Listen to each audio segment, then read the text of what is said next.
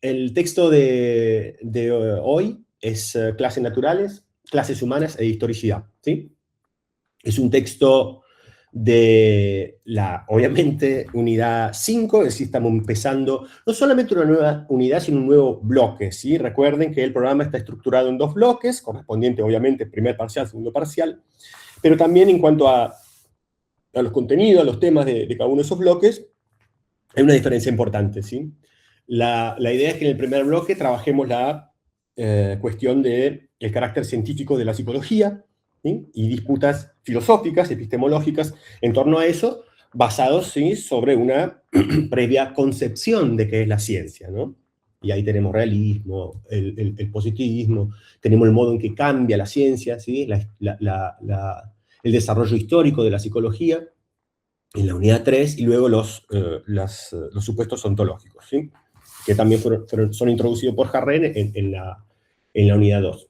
Entonces, es como esa mirada más global, ahora la estamos dejando de lado, ¿sí?, y nos vamos a dedicar a prácticas científicas, es decir, ahora sí, actividades más delimitadas, más chiquitas, ¿sí?, en la que hacemos un foco, de nuevo, un foco de nuestro tipo, es decir, un lente, ¿no?, muy agrandado, muy grande, no vamos a hacer nada muy específico, no vamos a entrar en demasiado detalle, pero bueno, sí empezar a trabajar un poco con la idea de hablar más de psicología, ¿no? Incluso en esta materia, que bueno, más allá de que la materia filosófica de la carrera, la materia de filosofía de la ciencia que nos interesa es la ciencia psicológica, así que la idea un poco ahora es bajar a prácticas específicas que atañen a la ciencia en general, pero el modo en que se dan esas prácticas en el caso de la psicología, ¿sí? ¿De qué práctica estamos hablando? Estamos hablando de lo que vamos a ver hoy, ¿sí?, hoy y la próxima clase, clasificación y descripción científica. Recuerden en Harre, ¿no?, describir y explicar, ¿sí? Lo que sigue, la siguiente unidad, obviamente, es explicación científica, un texto muy difícil de Cummings, ¿sí?, que les digo, presten atención, si se quiere, yo les decía, quizás el segundo parcial sea más fácil que el primero, ok, pero hay un texto en particular que es el de Cummings, el de Hacking y el de Cummings, ¿sí?, el que vamos a ver en la próxima clase y el que vamos a ver en las 2 clases siguientes, es decir, las 2 clases dedicadas a explicación científica. Bueno, esas son las partes más difíciles de este programa, ¿sí? De este segundo bloque, quise decir. En caso de la clase de hoy, quizás, y el último Mitchell, que es la unidad 7, y la última unidad quizás sea un poquito más fácil, pero bueno, esas son impresiones mías. Sigo con las prácticas científicas, luego que tenemos prácticas de investigación, ¿no? Se puede pensar en prácticas experimentales, pero en definitiva lo tomamos más general como metodología de la investigación psicológica, ¿sí? Van a tener su materia vinculada, pero estos son como aspectos más filosóficos vinculados a eso. Entonces, yo tengo la descripción, ¿no?, de mi dominio, o mi campo mi objeto de estudio, ¿sí?, la descripción y la clasificación. Tengo la explicación de por qué tengo ese dominio y no otro, por qué tengo los procesos psicológicos básicos que tengo, las emociones que tengo, la psicopatología que tengo, por qué hay eso y no otra cosa, ¿sí? Y cuando preguntamos por qué, estamos pensando en explicación científica, y luego, con esa explicación, ¿qué hago yo? Elaboro una teoría que da cuenta, ¿no?, que explica por qué hay autismo, por ejemplo, ¿sí?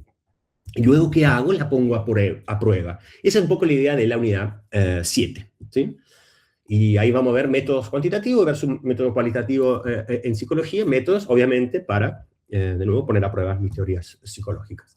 En la última unidad vamos a trabajar un poquito de aplicación o uso del conocimiento psicológico. Es decir, cuando el conocimiento psicológico ya es bajado, ¿sí?, y es bajado a tierra, a la sociedad, a nuestra comunidad en la que estamos, ¿sí?, y es usado para resolver problemas humanos, ¿sí?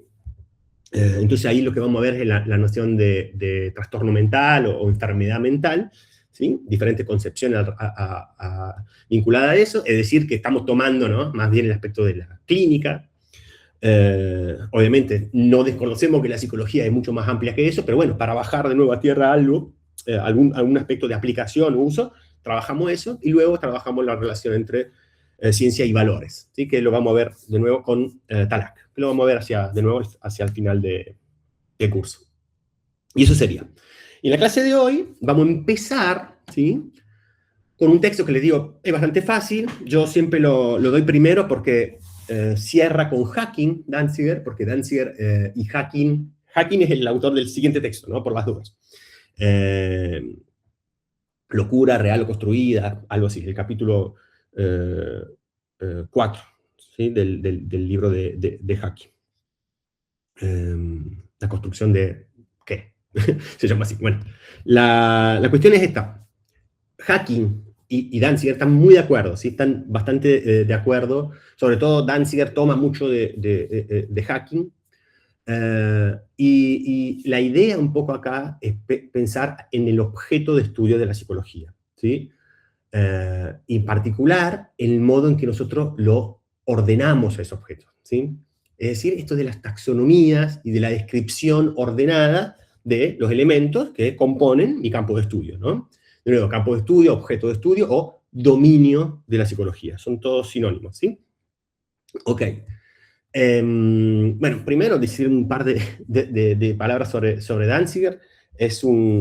Kurt Danziger ha sido un psicólogo e historiador de la psicología muy conocido y para mí uno de los más interesantes, ¿no? Que ha mirado la historia de la psicología con un ojo más filosófico, si se quiere. Es decir, no es un mero historiador, ¿no? De relatar una historia, sino que también trabaja la idea de la historicidad, que es el tema grande aquí, bueno, está en el título, ¿no? La historicidad de los objetos psicológicos. El modo en que los mismos objetos de estudio psicológico tienen historia, ¿no? Van cambiando, evolucionan, ¿sí? Los mismos objetos, ¿está bien? Cosa que pareciera no pasar con otras disciplinas científicas, ¿sí? Es decir, historia la tienen, o sea, qué sé yo, el oro tiene una historia, si se quiere, pero el oro es el oro. El oro se mantiene igual, no va cambiando, ¿sí? Cambia nuestro vínculo con el oro, la manera en que nosotros lo valoramos, lo tasamos, lo trabajamos, lo estudiamos, cambia todo eso, pero la cosa misma que yo estudio, ¿sí? No cambia. Eso no pasa para el caso nuestro, ¿no? El caso de la psicología. El mismo objeto de estudio tiene una historia en sentidos bastante diferentes, que es lo que vamos a tratar de plantear tanto en el texto de Danziger como en el texto de Hacking, ¿sí?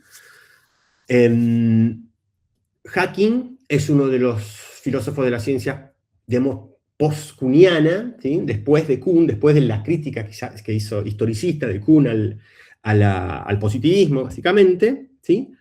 De lo más importante, digo, por lo menos desde la perspectiva de esta cátedra, y Danziger va muy, muy acompañado por él. Entonces, de alguna manera seguimos, ¿no? Teniendo una suerte de antagonista común, que es el positivismo, o bueno, la llamada concepción heredada en filosofía de la ciencia, pero para nuestros fines, el positivismo, ¿no? Sigue siendo el malo de la película, ¿está bien? La estructura del capítulo es la que tienen aquí. Obviamente, como ya les dije, el tema central es descripción y clasificación en ciencia, en particular cómo se da eso en psicología, ¿sí? El modo en que, lo que ya les decía, y es el segundo punto, ¿no? Es la tesis ya de Danziger, el modo en que las categorías psicológicas, ¿sí? Son inherentemente históricas, ¿sí? Y con históricas queremos decir cambiantes, evolucionan, se desarrollan, ¿sí? De un modo, ¿no? Diferente al que se desarrollan, evolucionan, ¿no? Las categorías en otras disciplinas científicas, ¿sí? Acá, de alguna manera, y estoy anticipándoles, ¿no? Lo que cambia es la categoría que clasifica y el objeto clasificado a la vez. Cambian a la vez, ¿sí? Tanto la categoría como el objeto categorizado, ¿sí? Ya vamos a dar muchos ejemplos, no se preocupen. Pero a diferencia, de nuevo, de otras disciplinas que entienden que sus objetos de estudio son clases naturales. Las clases naturales, ¿sí? Es una idea que ha sido usada por parte de muchos filósofos de la ciencia para caracterizar el objeto de estudio de las ciencias naturales, ¿sí? Se la entendieron como clase natural, y un poco la idea es que son clases naturales y en ese sentido no cambian. El mundo natural está allí, ¿sí? Listo para ser descubierto, estudiado, ¿no? Para que nosotros podamos experimentar sobre él, etc. Lo que cambian son las categorías, ¿sí? O sea, porque cambia la historia de la ciencia, o sea, cambia la teoría vinculada a esos objetos, ¿sí? Ahora, el objeto mismo no cambia. Ahora, el punto es que aquí, en el caso de nuestra disciplina, va a haber algo diferente, ¿sí? De nuevo, la categoría y el objeto a la vez cambian conjuntamente, ¿no? Y vamos a ver un poco, esa es un poquito la idea, ¿no? Vale la pena decir que bueno, el trabajo de Danziger es muy extenso, ¿no? Tiene muchas obras y demás, pero hay dos libros fundamentales. Uno es la construcción del sujeto, que se centra más en el aspecto institucional de la psicología, ¿sí? El rol del psicólogo, cómo se formó el rol del psicólogo, siempre desde esta perspectiva de hacer foco sobre el cambio y la historia, ¿sí? Pero el libro que más nos interesa es Nombrar la mente, ¿sí? Y el texto que tienen aquí, en realidad es un capítulo de un libro, yo lo seleccioné porque es un poquito más simple, más breve, verán que es muy breve el texto, ¿sí? No, espero que lo haya podido mirar, lo haya podido leer, bastante, creo, fácil de leer.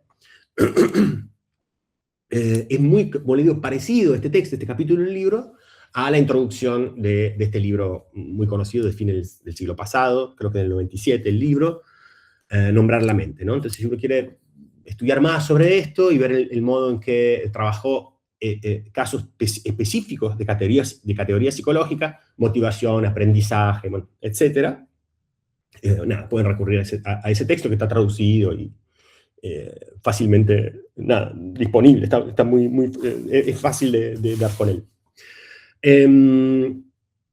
Bien, y bueno, nada, y lo último que hace te quedó clara esta idea, ¿no? De que criticamos la idea de clases naturales, por eso introducimos, para el caso de la psicología, obviamente, introducimos la idea de clases humanas, y la idea un poco es que estas clases humanas, que refieren tanto a tipo de personas como a fenómenos psicológicos o capacidades psicológicas, ¿sí? Es decir, la persona autista, ¿no? Tipo de persona, y, no sé, la esquizofrenia, ¿está bien? Como fenómeno, bueno, como trastorno. Ambas la entendemos aquí como clases humanas, ¿sí? Y un poco la idea es que son construidas, son objetos que a la vez tienen un desarrollo, ¿no? Entonces, por eso, esto que leen ahí, conformación de objetos, es decir, los objetos de estudio psicológico se van conformando, se van construyendo, ¿no?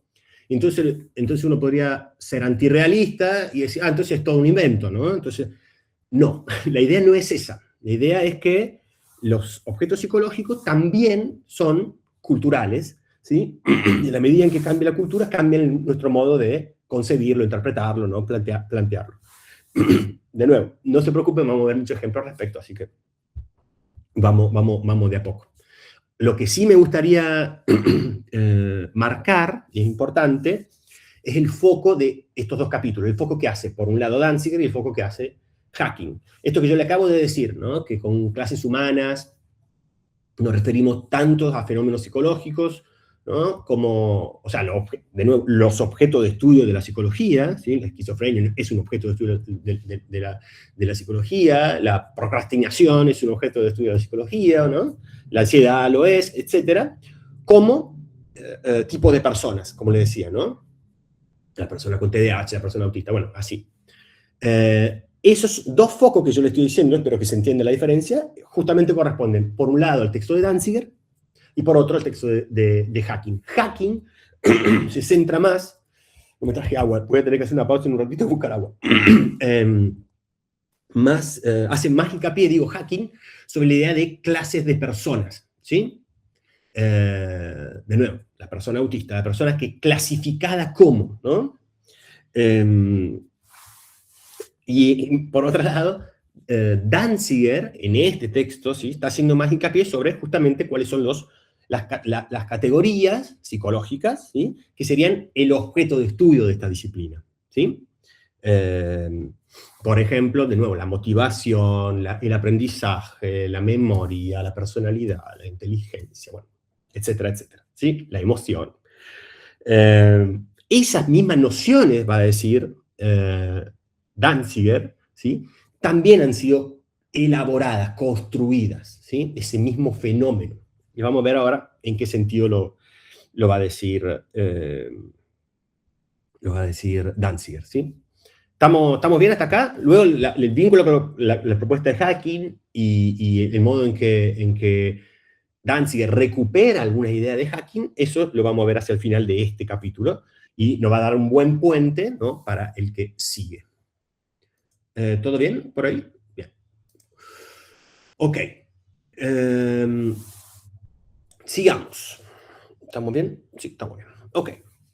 Lo primero que hace Danziger, y vamos a tratar de trabajar este texto punto por punto, si bien vamos a ir bien al detalle, porque como les digo, un texto muy corto, pero nos va a ayudar todo lo que veamos acá para entender mejor a Hacking, ¿sí? Cuando Hacking se refiere a clases de personas y en particular clases interactivas, que es lo que ya vamos a ver la próxima clase.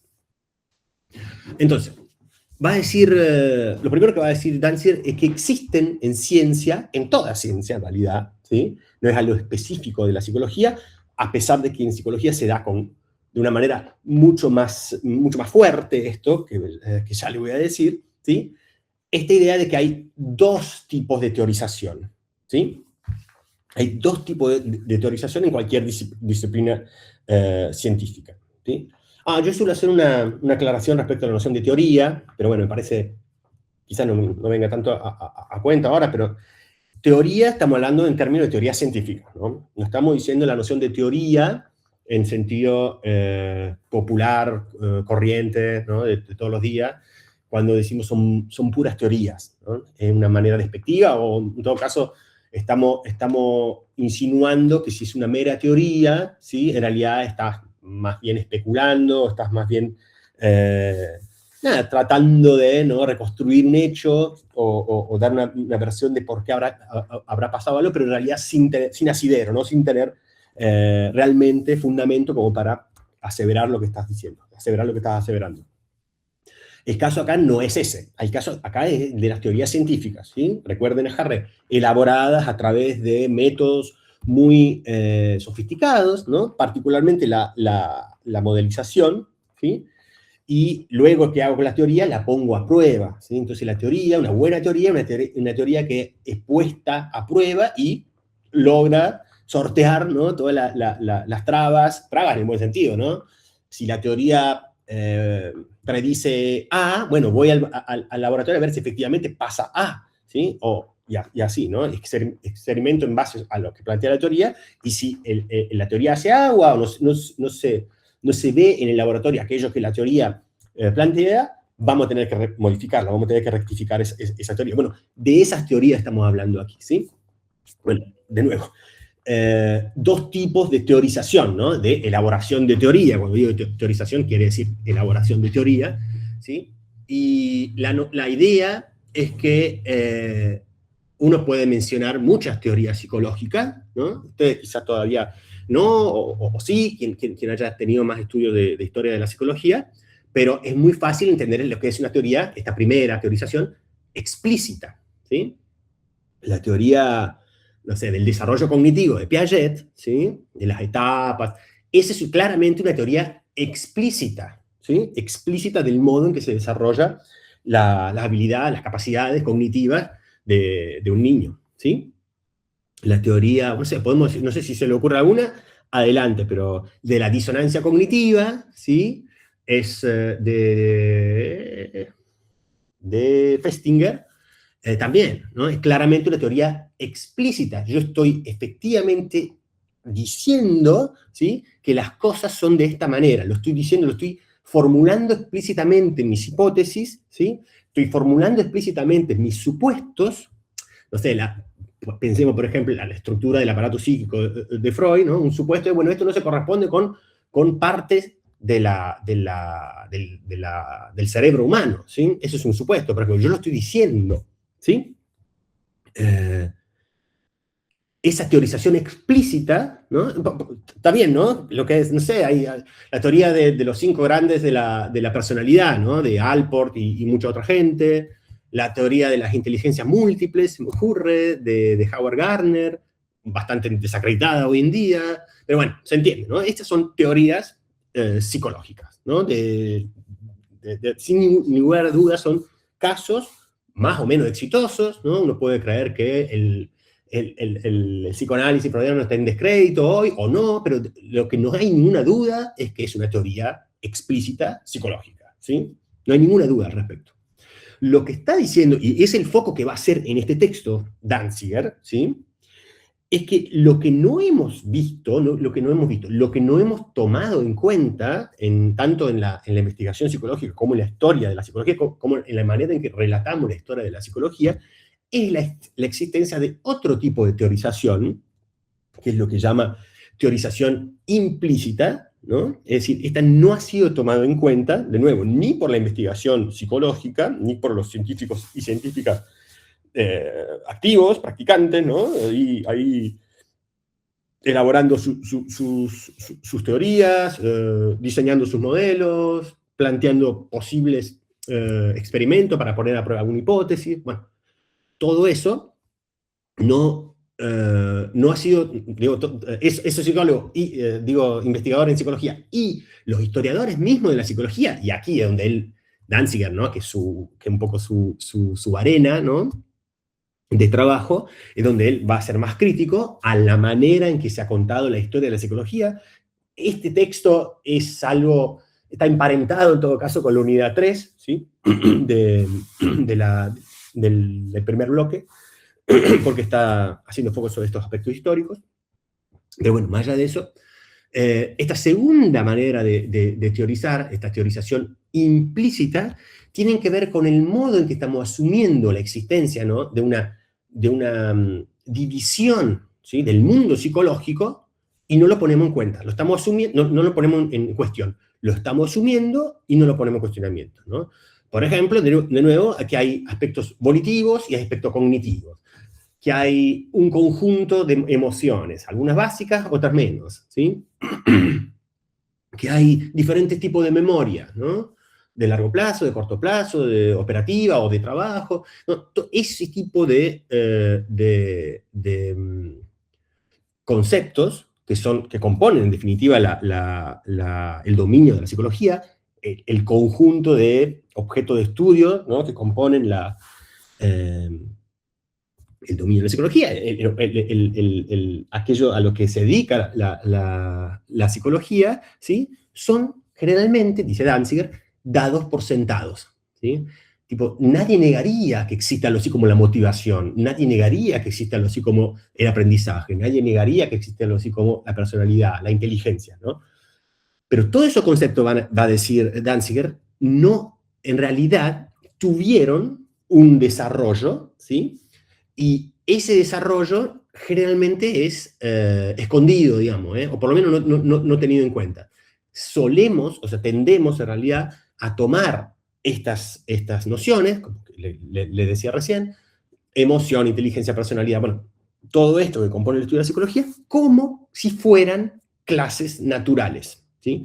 Como si en realidad lo que yo estoy haciendo es observando el mundo, ¿no? tal como es, y viendo como sus articulaciones, cómo está subdividido, es decir, bueno, me voy a dedicar a memoria, me voy a dedicar a personalidad, me voy a dedicar a aprendizaje, como si esas mismas nociones, ¿no? estuvieran desde ahí, o refirieran a algo que siempre estuvo ahí, siempre estuvo, sería algo así como parte de la, y acá muchas comillas, naturaleza humana, ¿sí? ¿Está bien? Un poco es la idea. El punto que va a decir, que va a plantear Danziger, es que no tenemos que dejarnos engañar, ¿sí? Porque detrás de este supuesto actitud, de esta actitud más bien naif, ¿no? O inocente, tipo, bueno, estos son los temas de la psicología, en realidad hay mucha elaboración ahí detrás, y como estamos de alguna manera comprando, ¿no? la existencia de nuevo, emociones básicas, algo así como la inteligencia, algo así como la personalidad, ¿sí? Mientras, lo que va a decir de nuevo Danziger, todos esos conceptos han sido producto, ¿sí? de muchos años de esfuerzo y de trabajo que, de nuevo, hoy hoy en la clase vamos a ver por qué se ha dado esto, han sido invisibilizados, ¿sí? Han sido básicamente escondidos, ¿sí? ¿Ok? ¿Estamos? Ahí, bueno, ahí tiene la lista, ¿no? Y esto sería la lista de de categorías psicológicas que compondrían su dominio, ¿no? Su objeto de estudio, y eso, como le digo, es sobre lo que va a ser foco Danziger, ¿sí? Recuerden esa diferencia. Hacking y Danziger, Hacking, el próximo autor, y este autor, están más o menos, con algún tipo bueno, de diferencia, de matiz, ¿no? entre ellos, pero están más o menos de acuerdo, solo que Hacking hace foco sobre la idea de clases de personas, ¿sí? Mientras que Danziger hace foco sobre fenómeno psicológico o objeto de estudios de la psicología. Esto que tienen ahí, acá en la última línea, ¿no? Aprendizaje, motivación, ¿sí? El punto central y en lo que están de acuerdo es que ambos tienen una dimensión histórica, ¿sí? Tanto la clase de personas que distinguimos hoy, ¿sí? Como el tipo de fenómenos a los que la psicología de investigación, ¿no? Y de aplicación también, en realidad, se dedica, ¿sí? Han tenido un desarrollo, han tenido un devenir, ¿sí? Y eso es muy importante para ver la especificidad de la psicología, para ver el modo en que la psicología en realidad, por más que tiene algunas cosas de parecido con las ciencias naturales, es otra cosa. Es, como siempre le decimos en esta materia, y de nuevo, obviamente que hay algo ¿cómo decir? Ustedes pueden estar en contra, ¿no? con lo que nosotros decimos, pero un poco la idea es que la psicología es una suerte de ciencia híbrida, en ese sentido. Tiene tanto, o quizá más, ¿no? De ciencia social, pero también tiene algo y un aspecto importante más parecido, ¿no? que la mancomuna con las demás disciplinas naturales o las ciencias naturales, ¿sí? Nada, la cuestión es ver cómo es que se da esto en psicología. ¿Estamos bien hasta ahí? Ok. Básicamente, el foco entonces del capítulo es sobre esta segunda manera de teorizar, ¿sí? Esta teorización implícita, ¿sí? En la que de alguna manera yo estoy ya comprando, ¿sí? una subdivisión del objeto psicológico. Primero estoy aceptando que esos son los objetos psicológicos y no otros, estoy aceptando que la personalidad y la inteligencia son genuinos objetos psicológicos, ¿sí?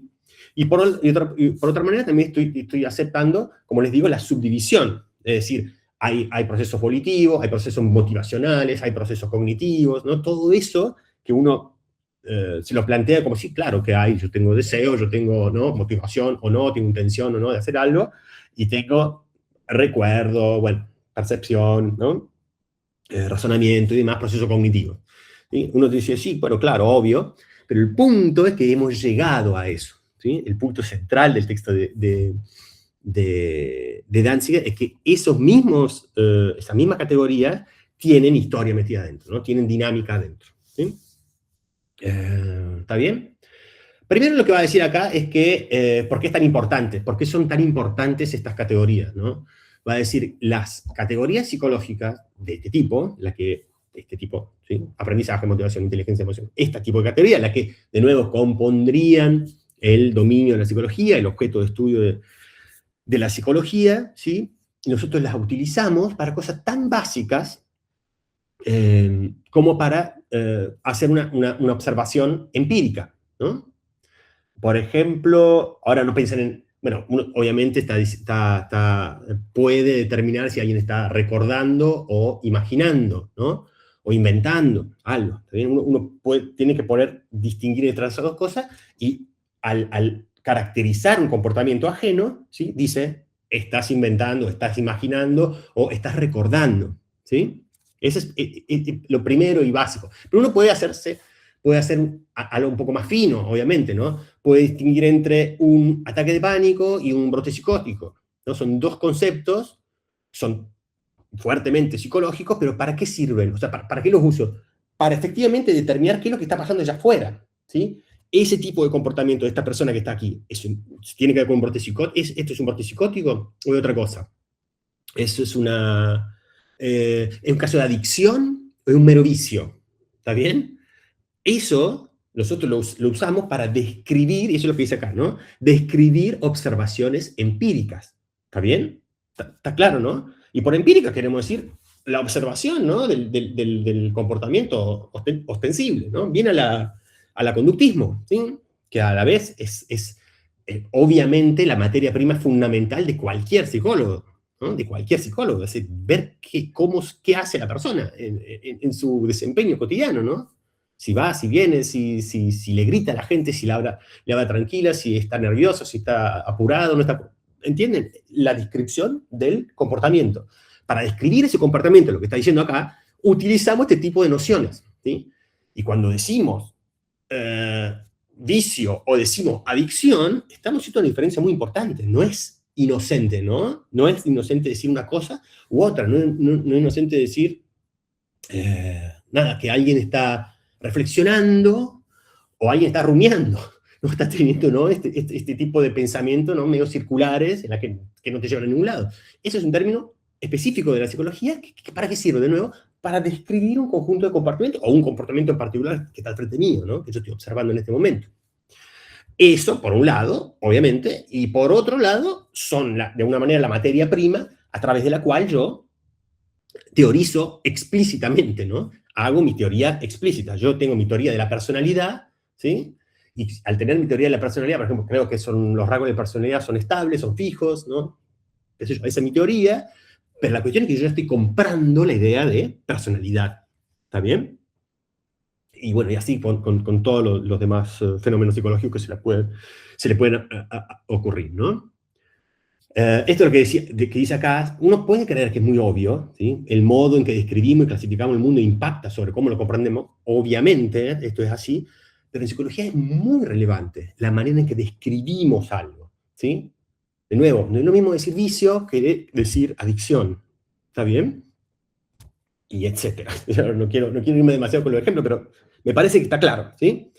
Lo que estoy planteando, ¿está bien?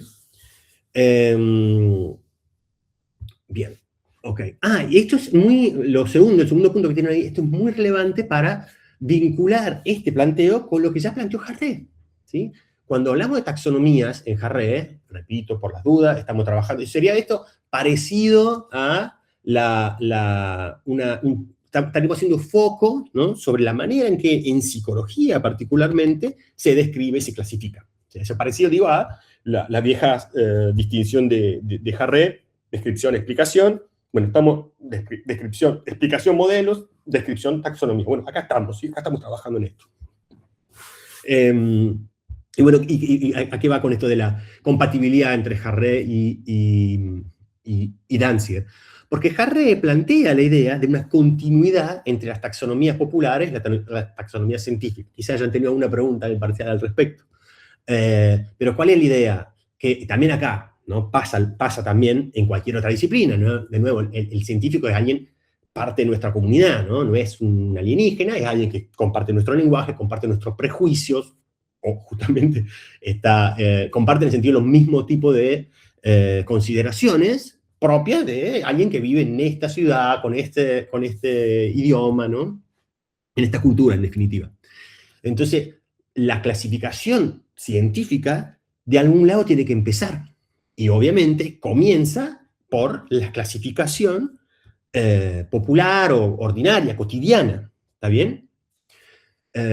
Muchas veces, y eso es algo lindo, lo que pasa es una suerte de retroalimentación. Lindo me refiero a la manera en que una sociedad más culta, ¿sí? Pueda incorporar nociones científicas, ¿sí?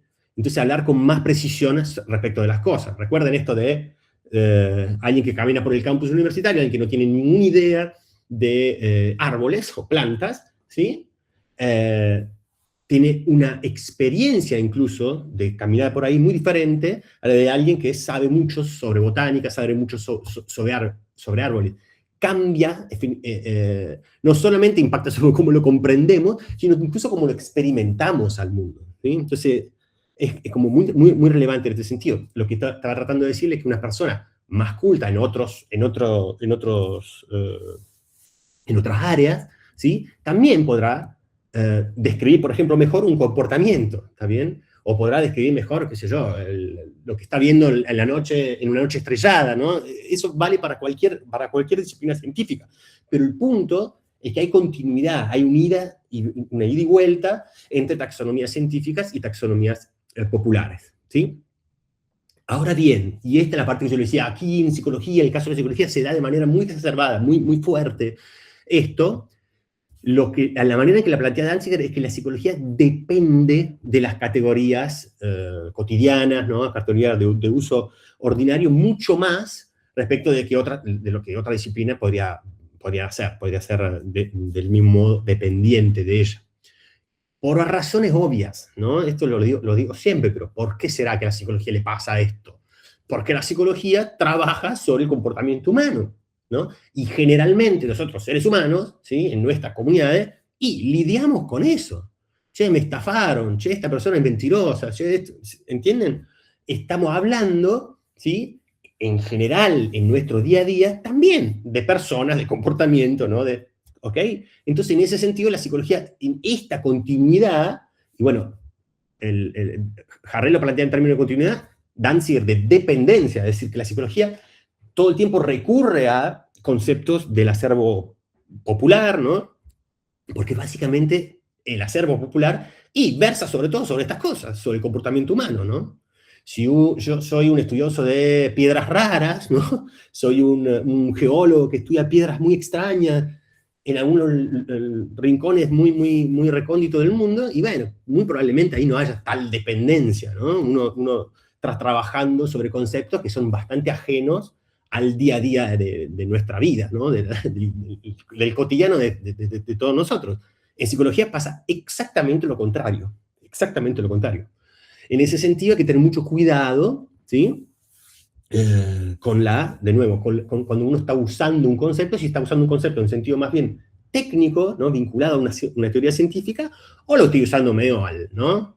Así a la ligera, ¿no? Livianamente, ¿ok? Como yo siempre digo, nosotros usamos conceptos psicológicos, de freudianos o de quien sea, lo usamos en el día a día, pero bueno, sin ninguna pretensión, lo usamos así como medio a la ligera, ¿no? Esta es parte de lo que yo le digo, ¿no? Que uno podría usarlo como más adecuadamente, ¿no? Más justamente, precisamente, de tener una mejor educación científica, básicamente, ¿no? Eso sería como esto que le digo, la mejora o el desarrollo de las sociedades. Está desfilando mi gata. También tiene que ver con la incorporación, ¿no? De los desarrollos científicos en el común, ¿sí?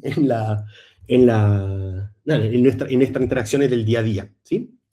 Y para eso está el contexto de educación, la parte de divulgación, ¿no? Yo digo para que ustedes entiendan que esta es una materia bastante... Denme un segundo, que tengo la gata que quiere salir.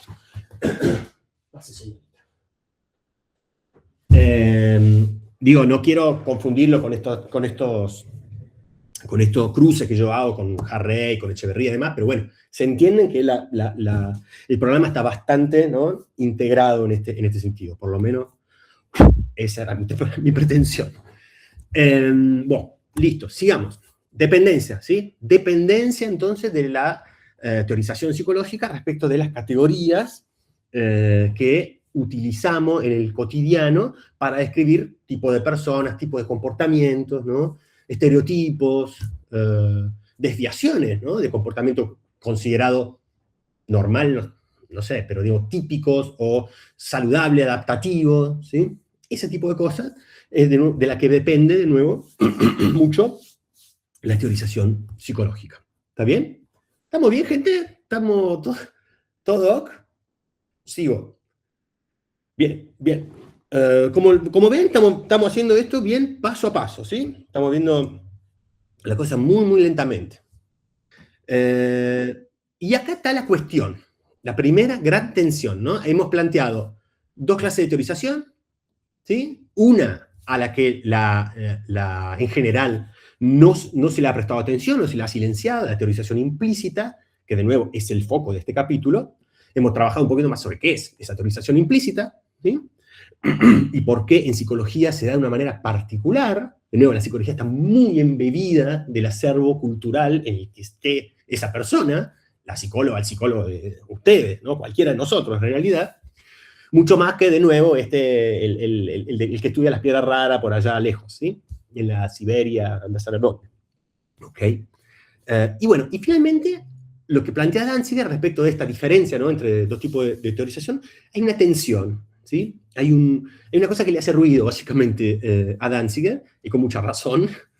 Va a decir, hay una tensión entre, y acá nos llenamos la boca, con dos palabras complicadas, si se quiere, pero bueno, son tradiciones filosóficas, nada, muy viejas.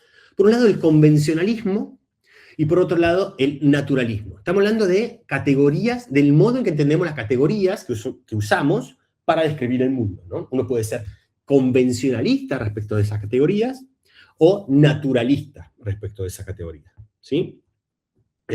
Y lo que va a decir, y ya vamos a ver qué es eso, pero lo que va a decir Danziger es que respecto de la teorización implícita, ¿no?, tendemos a ser naturalistas, mientras que respecto de la teorización explícita, de nuevo, o sea, recuerda, ¿no?, el aparato psíquico freudiano, el desarrollo cognitivo de Piaget, la inteligencia múltiple de Gardner, bueno, etcétera, ¿sí? Respecto de ese tipo de teorización explícita, tendemos a ser convencionalistas, ¿sí? Y lo que va a tratar de decir Danziger es que esto es un error, que debiéramos ser convencionalistas respecto de ambos tipos de teorización. Bueno, ¿qué es el convencionalismo en definitiva? Básicamente la idea de que convención, ¿no?, es como, se lo entiende como acuerdo entre personas, ¿sí? Acá lo que entendemos es acuerdo entre personas especialistas, es decir, científicos dedicados a una materia particular, ¿sí?, que, de nuevo, convienen o acuerdan, ¿sí?, que esta teoría está desacreditada hoy o esta teoría tiene el mayor respaldo científico, ¿sí? No habría demasiado problema en creer que respecto de la teorización explícita somos convencionalistas, es decir, hemos llegado a ello dado el acuerdo entre personas, ¿sí? Alguien propone la teoría de que, no sé, mi depresión tiene que ver con la luna, cuando la luna está rojiza, ¿sí?, es porque algo pasa allí, entonces yo me siento deprimido. Bueno, todo bien, eso puede ser una teoría tuya. El punto es que hay una comunidad científica que entendería que ese tipo de explicación no tiene ningún asidero. Entonces, esa teoría se descarta, ¿sí? Entonces, convenimos que esa teoría se la puede descartar. Convenimos, ¿sí?, que la teoría de la disonancia cognitiva, que es una teoría muy, entiendo, ¿no?, tampoco soy ningún especialista, pero entiendo que tiene bastante asidero, que tiene bastante respaldo, quise decir. Entonces, hay una convención, ¿no?, es decir, un acuerdo en la comunidad científica de que disonancia cognitiva es algo, hay algo, ¿no?, que pasa en la cabeza que básicamente tiende a reducir, ¿no?, el contraste entre el choque, ¿no?, entre ideas que uno supone, pensamiento, ¿no?, y conducta, bueno, pensamiento sobre todo, que uno mantiene, ¿sí? Bueno, no quiero irme con el tema de la disonancia, pero espero que, bueno, supongo que hay quienes pueden entender el ejemplo, ¿sí? Pero, sí. ¿Hay una pregunta? No, ok. Hola, tenía una pregunta. Sí. Danziger dice que a las teorías implícitas y explícitas hay que tratarlas por convencionalismo a las dos. Exacto. Ese sería exactamente. Exactamente. Él no va a decir seamos naturalistas con todo, él va a decir seamos convencionalistas con ambas formas de teorización, ¿sí? Lo que está diciendo es que hemos llegado al acuerdo de que efectivamente hay algo así como la personalidad, hay algo así como la inteligencia, hay algo así como la motivación.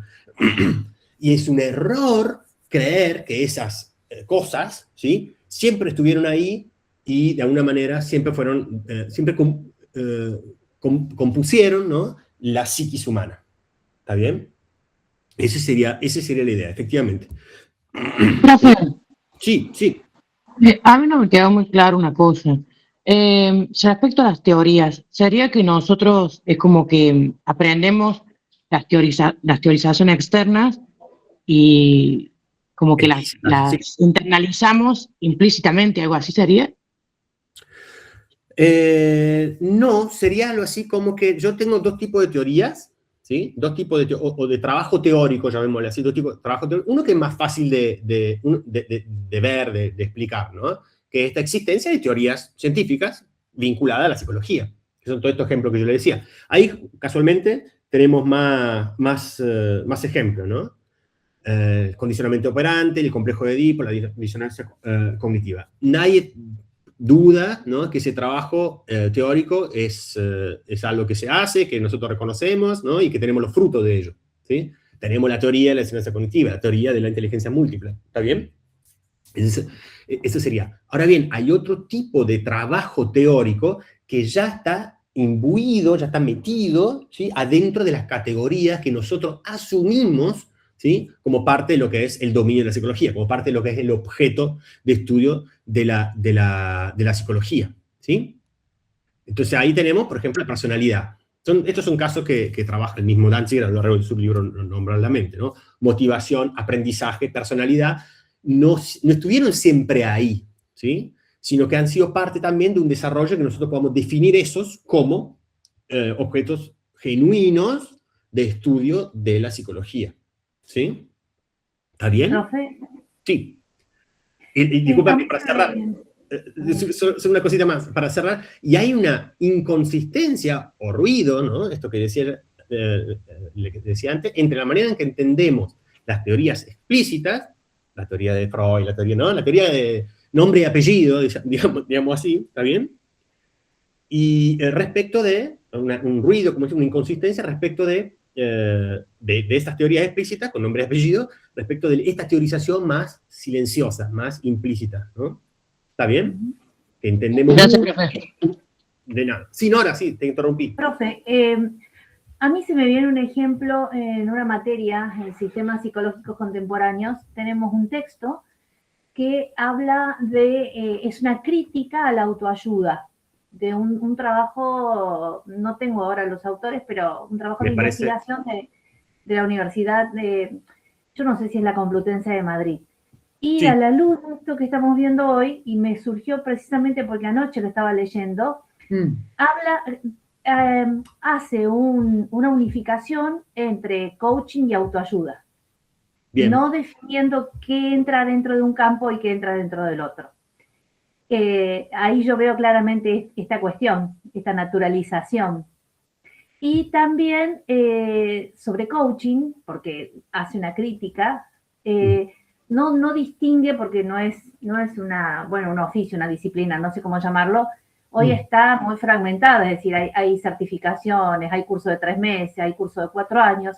Entonces tampoco lo define, digamos, entendemos por coaching tal y tal cosa. Entonces estoy viendo en un texto universitario, en un trabajo de investigación, donde esto queda plasmado con mucha nitidez, a mi modo de ver, no sé. Está muy bien, ahora me encanta que puedas vincular estas cosas. Yo, quizás tus ejemplos son más grandes, ¿no? No estamos hablando de teorías específicas, estamos hablando de grandes áreas de investigación. Yo la verdad que no conozco nada de coaching, pero bueno, hago mis comillas porque entiendo que no tiene ningún tipo de asidero. Aquí me han una vez criticado las constelaciones familiares y me han dicho, pero esto quizás, y puede ser, es decir, quizás tenga futuro, ¿no? Quizás tenga la posibilidad de ser desarrollado y puede ser. Y el punto es que uno tiene que, yo por lo menos les recomiendo, de tener una actitud más bien, ya estamos en contexto de evaluación, ¿se entiende, no? Esto que estoy diciendo, estamos en el contexto de evaluación, estamos diciendo qué teoría o qué áreas, ¿no?, de investigación tienen más asidero, tienen más fundamento, ¿sí? Y bueno, de nuevo, el caso del coaching, podemos ponerlo, habría que mirarlo con más detalle, pero podemos efectivamente ponerlo en cuestionamiento, en duda, y lo mismo, y eso es lo que decía en esa vieja clase, creo que fue la primera o segunda clase, que mencionaba como ejemplo algo de casi pseudociencia, digo casi porque esta posibilidad de que hay quienes puedan conseguir los medios de financiar la investigación al respecto de las constelaciones familiares, y bueno, eventualmente ser un nuevo Einstein del área, ¿sí? No habría en principio impedimento para esto. Eso es un poco también lo hermoso de la ciencia, ¿no? Hay un mundo por descubrir, un mundo por todavía conocer, y bueno, quizás sea de esa manera, quizás las cosas se den de esa manera. Y bueno, y respecto de la autoayuda, me encantaría ver ese texto porque sí, me parece muy nefasta la autoayuda en general. Me parece que reduce todos los problemas nuestros como un problema míos, ¿sí? Y lo hace de una manera bastante panfletaria y barata. Pero bueno, en términos generales, no quiero ofender a nadie, en fin, nada. Pero digamos, me parece que aquí estamos tratando de trabajar con una literatura un poquito más seria, un poquito más seria a este respecto, ¿no? Una y otra vez una teoría o una propuesta, ¿sí? Se la pone a prueba una y otra vez y resiste el paso del tiempo, bueno, eso la hace más fuerte, ¿sí? Bueno, espero responder. No sé si había otra, me parece que sí, José, ¿puede ser? ¿Josefina? Hola, profe, sí, buen día. Yo le quería preguntar si lo de las teorías implícitas, como para entenderlo mejor, si tiene alguna relación con... José, Sí. la teorización implícita, porque no son teorías, sino que hay como trabajo teórico en el sentido que vos te estás comprando que el mundo se subdivide así, ¿está bien? Que hay procesos motivacionales, cognitivos, ¿está bien? Volitivos.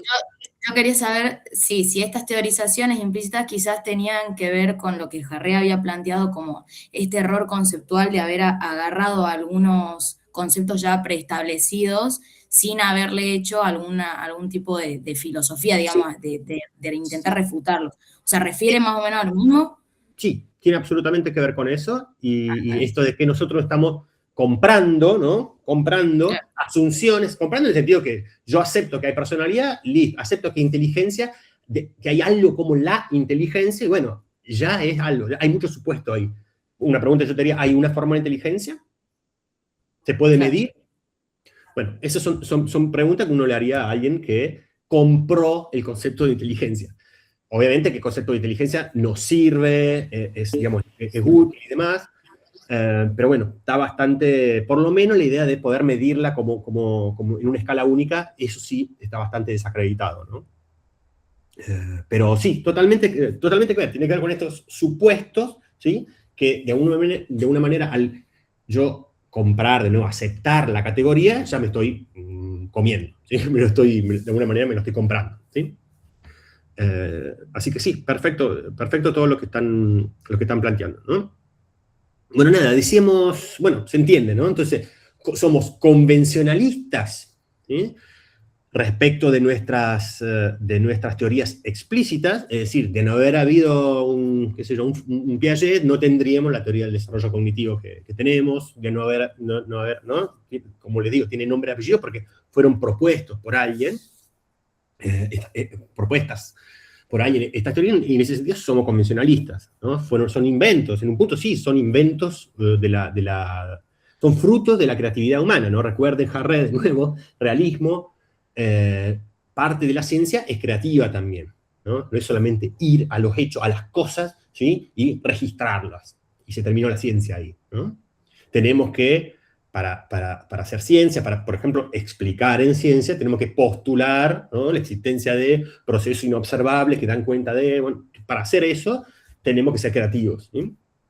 Y esto mismo vale para las teorías explícitas, que de nuevo son parte de nuevo, la creatividad y la inventiva, y el punto es que no se tienen que reducir a la genialidad de alguien, sino que se tiene que reducir el valor, la valoración que hacemos de esa teoría, de esa propuesta, al paso del tiempo y el modo en que esa teoría ha ido superando pruebas, básicamente, ¿sí? Pruebas que uno puede pensarlo como incluso a nivel de aplicación, ¿no? A ver si esta... Si dada esta teoría, los recursos para solucionar un problema vinculado a esa teoría son buenos o no. Si básicamente un abordaje terapéutico sirve o no sirve, y una manera de saber si sirve o no sirve, bueno, es aplicándolo a personas con dificultades y evaluar luego los resultados. La cuestión es que eso también a nivel experimental, a nivel de laboratorio, ¿no? Ponemos a prueba nuestra teoría y superan el paso del tiempo. Eso es un poco la idea la idea casi naif, ¿no? De que las teorías son propuestas por personas, ¿sí? Y luego son puestas a prueba por personas, por comunidades científicas, ¿no? Lo que veíamos con Kuhn. La idea es que la ciencia nunca es individual, ¿sí? Casi nada, nunca es individual, sino que es colectiva y tiene también que ver con el modo en que una teoría pasa las pruebas a lo largo del tiempo, que, de nuevo, tienen que ver con investigadores a los que se le ocurre, digo, poner una determinada teoría a prueba por determinados medios, ¿sí? Puede ser, de nuevo, a nivel de aplicación, a ver si funciona la recomendación de la teoría, o a nivel predicción, ¿no? Si la teoría predice esto, bueno, vamos al laboratorio a ver si pasa eso o no. Bueno, en fin. Profe. Sí. ¿Y eso no pasaría con las implícitas?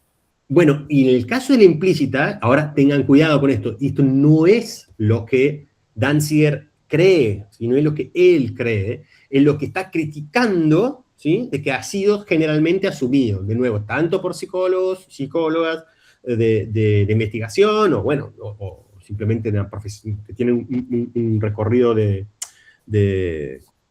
profesional, más bien, y no tanto de investigación, pero más allá de eso, tampoco ha sido visto por los psicólogos, digamos, en general, y mucho menos, y ahí es donde va a ser más hincapié Danziger, por la historiografía de la psicología, por el modo en que ha sido relatada la historia de la psicología, ¿sí?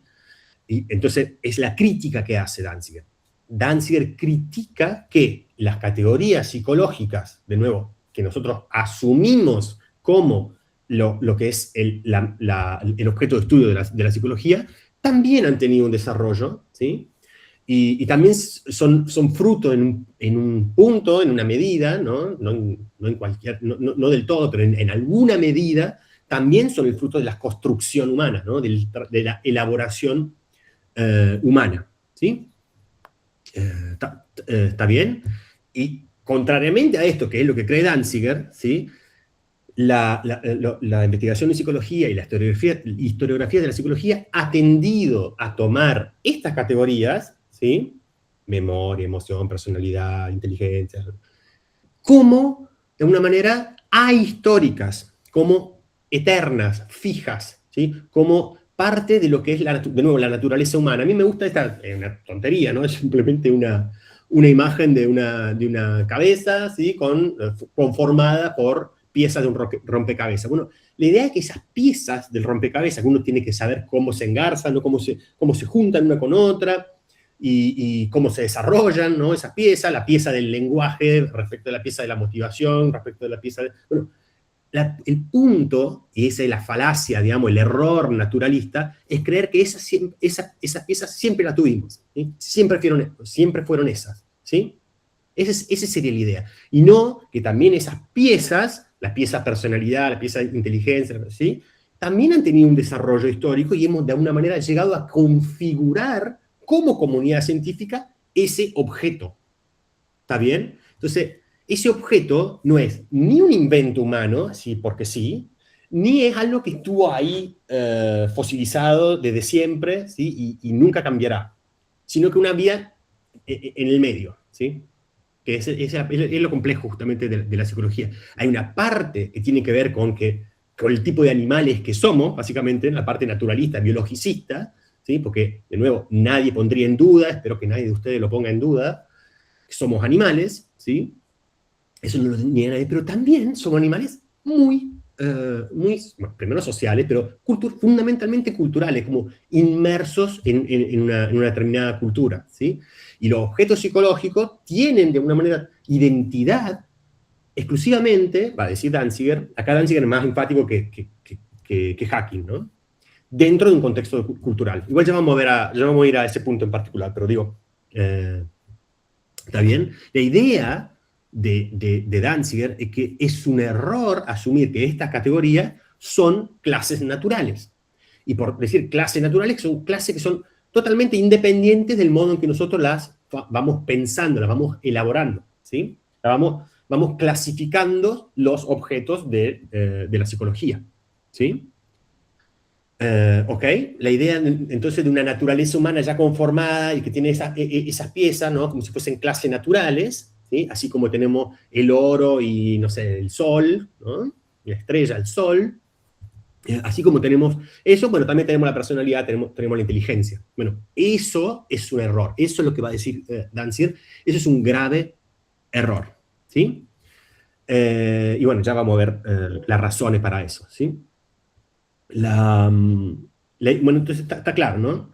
Aquí esto debería aclararlo, esto que tienen acá, lo que están viendo del naturalismo, es lo que Danziger critica. Es lo que Danziger primero que le atribuye, ¿sí?, a la historiografía de la psicología, el modo en que ha sido relatada la psicología, y ya vamos a ir a eso, pero a la vez está diciendo esto es un error, ¿sí? Debiéramos ser convencionalistas tanto respecto de las teorías explícitas, ¿no? La teoría Allport, la teoría Festinger, la teoría Freud, la teoría Bowlby, bueno, todo lo que quieran, lo que conozcan ustedes de psicología, bueno, esos nombres y apellidos, bueno, tanto para esa como para las categorías mismas que se supone, ¿sí?, son el objeto de estudio de la psicología. La intención, de nuevo, ¿no? Vamos a decir uno. La inteligencia, la emoción, la personalidad, bueno, etcétera, etcétera. Y también, y eso es la parte más hacking, para las clases de personas que nosotros definimos, ¿no? El tipo de personas.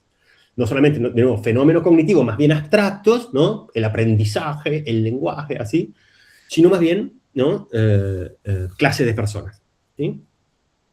El depresivo, la persona con TDAH, el autista, el esquizofrénico, ¿sí? Eso.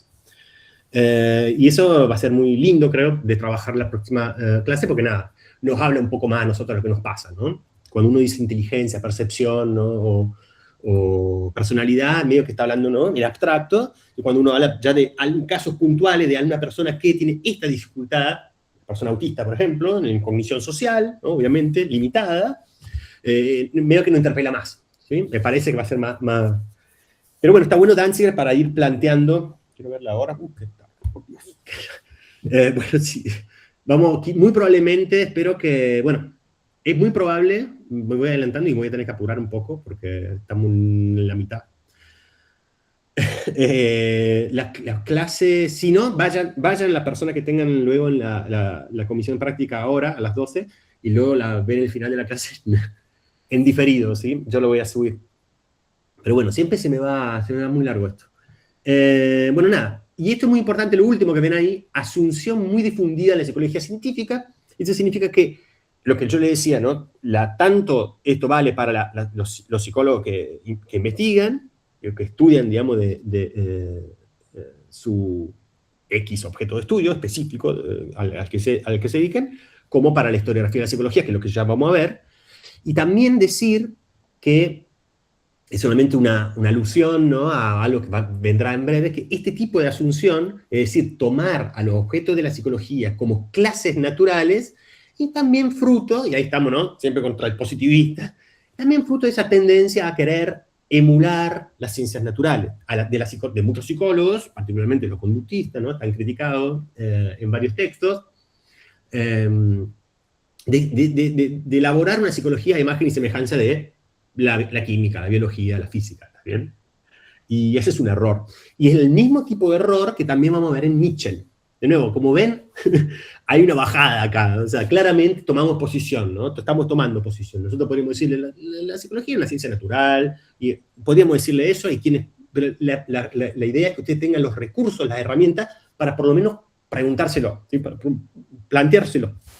Y bueno, nada. Y luego, como el contexto de educación que ya vimos, ustedes forjarán su propio perfil como psicólogos, tanto como investigadores como profesionales de la psicología, ¿sí? Bueno, esa sería la idea. Pero a lo que iba es que Mitchell, que es lo que vamos a ver en la unidad 7, es una tendencia parecida, ¿no?, esta tendencia de ver a la psicología como una ciencia natural, a la que lleva, en el caso de Mitchell, a asignarle a la psicología exclusivamente métodos cuantitativos, ¿sí?, y descartar los métodos cualitativos como, bueno, menores o solamente vinculados a las ciencias sociales, básicamente, ¿no? Pero bueno, no quiero confundir, eso va más adelante, pero digo, es parte de este problema, ¿no? Y bueno, ahora sí vamos a la crítica específica que le hace Profe, una a la pregunta. biografía de la psicología. Sí. Antes de que continúe con la otra Sí. diapositiva. O sea que lo que propone Danziger es, o sea, una configuración social a las categorías, digamos. O sea, como que la identidad de esa categoría va a depender de esa como construcción y esa cultura también. Sí. Lo cual, exactamente, lo cual no nos debe llevar a un relativismo. Ojo con eso también, ¿no? No a un todo vale. Yo hablo de esta cultura, vuelvo a hablar de la otra, entonces hay como una suerte de inconmensurabilidad ahí.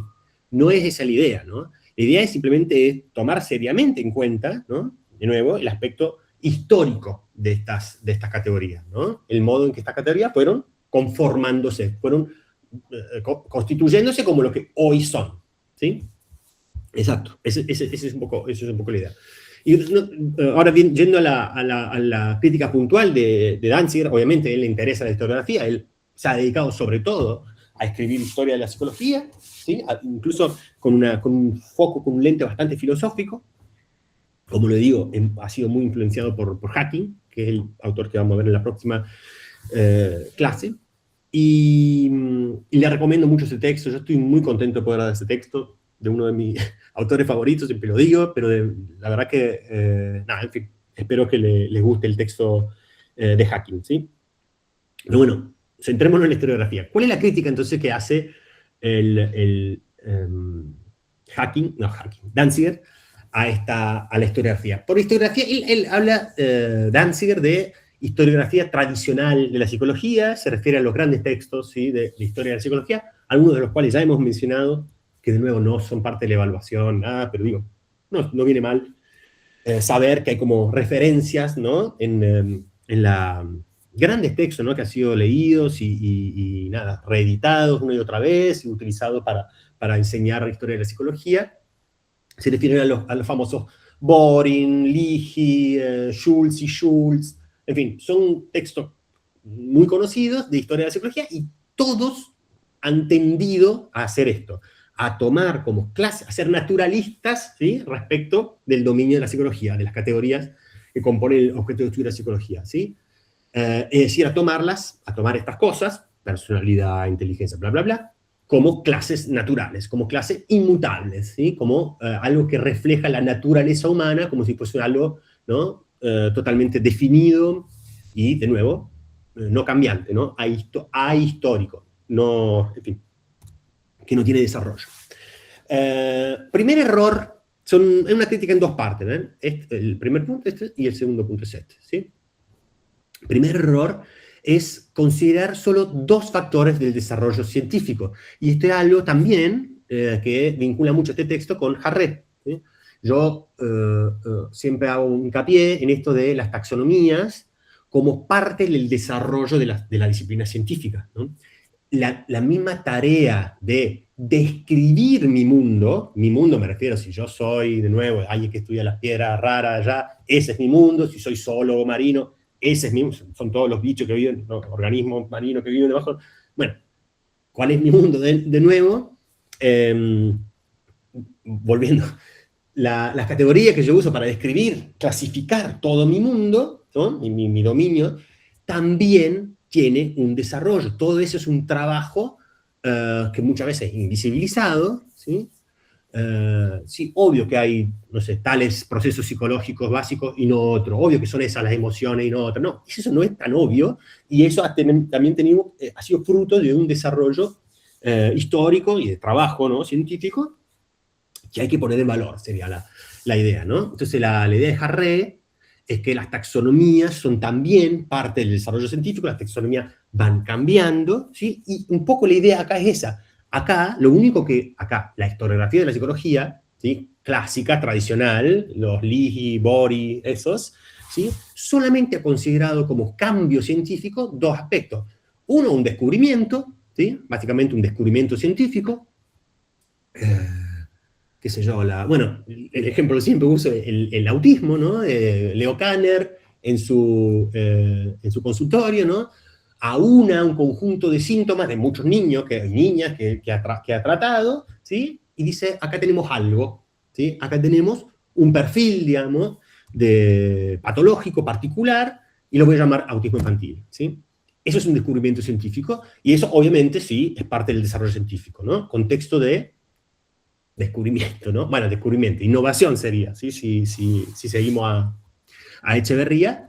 Y luego, obviamente, la teorización explícita, ¿no? Bueno, entonces, ¿qué tipo de trastorno es este? ¿Hay un tipo de trastorno que se llama autista? ¿O más bien es una variedad de ellos? ¿Cómo se da? ¿Cuál es su etología, ¿no? ¿Por qué tenemos eso? ¿Es genético, no es genético? ¿Tiene que ver con los vínculos con los padres? Bueno, etcétera, etcétera, etcétera.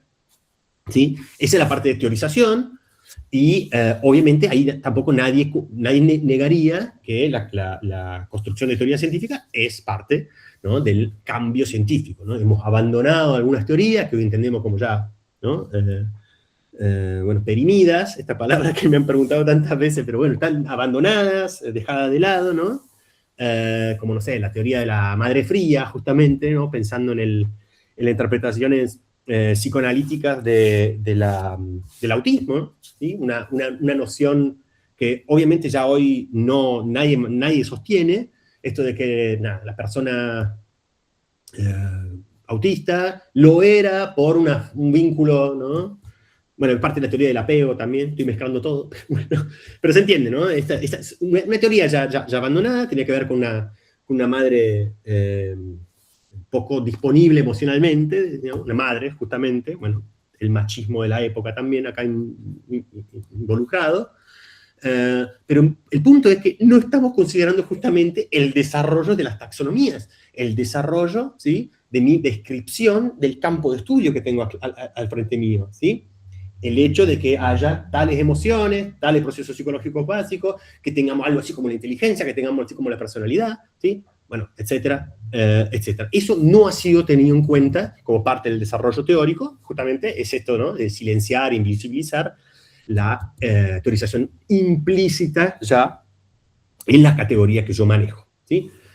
El segundo gran error, o la gran crítica que le está haciendo Danziger a la historiografía de la psicología, es esto, ¿no?, que en realidad es repetir un poco la idea principal, ¿no?, esto de que las categorías que componen el dominio de la psicología se la han tomado como clases naturales, pero el punto más específico es que, de la crítica, digamos, de Danziger en este punto, es esto segundo, ¿no?, que se reinterpretaron los textos históricos. Los textos históricos quiere decir los grandes textos de la psicología, los grandes aportes, en realidad, de la psicología, como convergentes o como orientados siempre a los mismos tópicos, a los mismos temas, ¿sí?